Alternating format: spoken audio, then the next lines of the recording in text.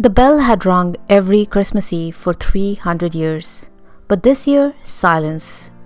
Princess Elena stood in the palace courtyard, staring up at the ancient bell tower as snow fell softly around her.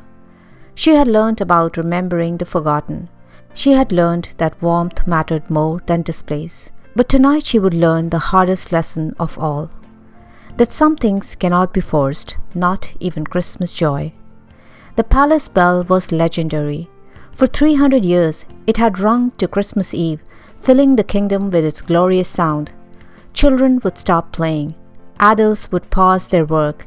Everyone would listen to the bell's rich, golden tones echoed across the snowy landscape. It was tradition. It was magic. It was Christmas. But 3 days before Christmas Eve, disaster struck. Crack! A terrible sound split the morning air. The bell had fractured, a long, jagged split running down its ancient bronze surface. Elena rushed to the bell tower, her heart pounding. "Can it be fixed?" she asked the bellkeeper, a young man who had tended the bell for the last few years. He shook his head slowly, running his weathered fingers along the crack. "I've never seen a damage like this, Your Highness. The bell is broken." "But it must ring on Christmas Eve," Elena said, her voice rising with panic. "It's always rung. The whole kingdom expects it. Christmas won't be Christmas without the bell." The bellkeeper's young daughter, Lily, a girl of about 10 with bright eyes and a kind face, spoke quietly from the corner.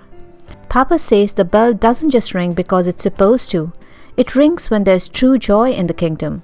Elena barely heard her. Her mind was already racing with solutions. "We'll fix it," she declared. "Bring the finest metal workers. Spare no expense. This bell will ring." For 3 days, Elena threw everything at the problem. Master craftsmen came from across the kingdom. They welded, they reinforced, they wrapped the bell in bands of pure gold to hold the crack together. "Try it now," Elena commanded. The bellkeeper pulled the rope. Clunk! A dull, hollow sound, nothing like the bell's former glory. The crack had silenced its voice. Elena tried everything. She brought in musicians to play around the bell, thinking music might awaken it. She decorated the tower with garlands and lights, hoping beauty would inspire it. She even tried pulling the rope herself, again and again, as if sheer determination could force the bell to ring. Nothing worked.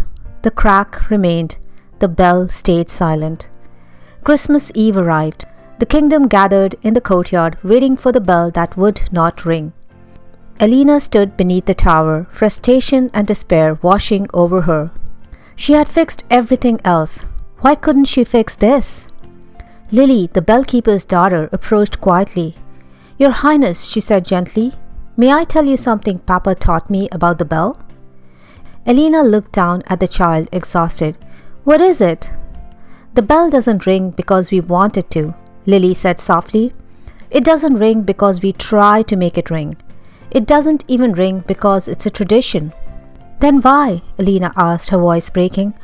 "Why did it ring all these years?" Lily smiled. "It rang because the kingdom was filled with real joy. Not forced celebrations or required traditions. Real, honest, genuine happiness. The bell could feel it, and it sang." Elena stared at the child. "But I've tried everything. I've brought decorations, music, craftsmen." "You've tried everything except actually being joyful," Lily said kindly. "You've been so worried about making Christmas perfect that you forgot to enjoy it yourself. And if you can't feel the joy, how can the bell?" The words hit Elena like a physical blow. She looked around at the gathered crowd. Everyone looked tense, worried, anxious, waiting for the bell that wouldn't ring, for the Christmas that felt broken. No one was smiling. No one was laughing, including her. Elena had been so desperate to force Christmas to be perfect that she drained all the joy out of it. She took a deep breath. And then she did something unexpected. She laughed. Not a forced laugh, not a polite, royal laugh. A real, genuine laugh at the absurdity of it all, at her own foolishness, at how seriously she'd taken everything. "You're right," Elena said to Lily. a real smile spreading across her face. "I've been so busy trying to make Christmas happen that I forgot to actually celebrate it." She turned to the crowd. "I'm sorry, everyone. I've been so worried about the bell ringing that I've made this whole season feel like work instead of celebration. Forget the bell for a moment. Let's just enjoy being together." She sat down right there in the snow. Lily sat beside her. "Tell me," Elena said warmly, "what's your favorite part of Christmas? Not the traditions or the requirements, just what makes you happy." Lily's eyes lit up. "When Papa and I make snow angels together, when we drink hot cocoa by the fire, and when we sing silly songs and laugh until our stomachs hurt." "That sounds wonderful," Elena said genuinely. "Show me how to make snow angels." Lily giggled and lay in the snow, spreading her arms and legs. Elena, in the royal gown, did the same. The crowd gasped. Then someone laughed, then another. Soon children were running into the courtyard, making snow angels beside their princess. Adults were building snowmen. Someone started singing, not a formal carol, just a silly, happy song. Real laughter filled the air, genuine joy, spontaneous celebration. Elena stood up, covered in snow, laughing harder than she had in years.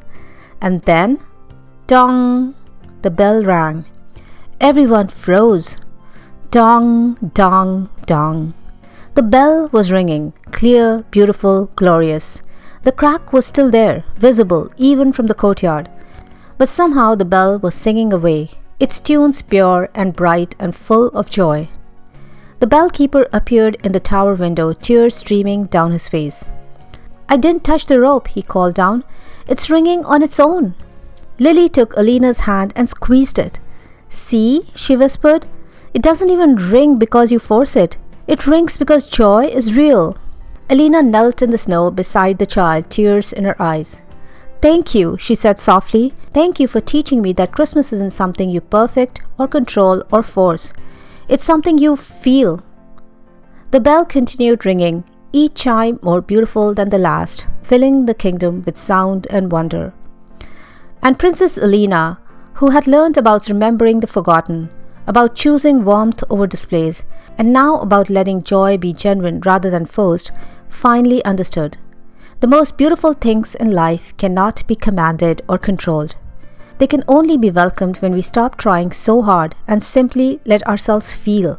That Christmas Eve, the kingdom celebrated not because everything was perfect, but because everyone was present. Not because tradition demanded it, but because joy invited it. And the broken bell, crack still visible, flaw still present, rang more beautifully than it ever had before. Because sometimes, Elena realized, it's our very brokenness that makes the most beautiful music.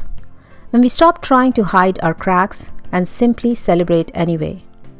Moral: true joy cannot be forced, commanded, or controlled. It comes when we stop trying to make everything perfect and simply allow ourselves to feel grateful, present, and genuine. Remember, sometimes the most beautiful moments happen not despite our imperfections, but because of them.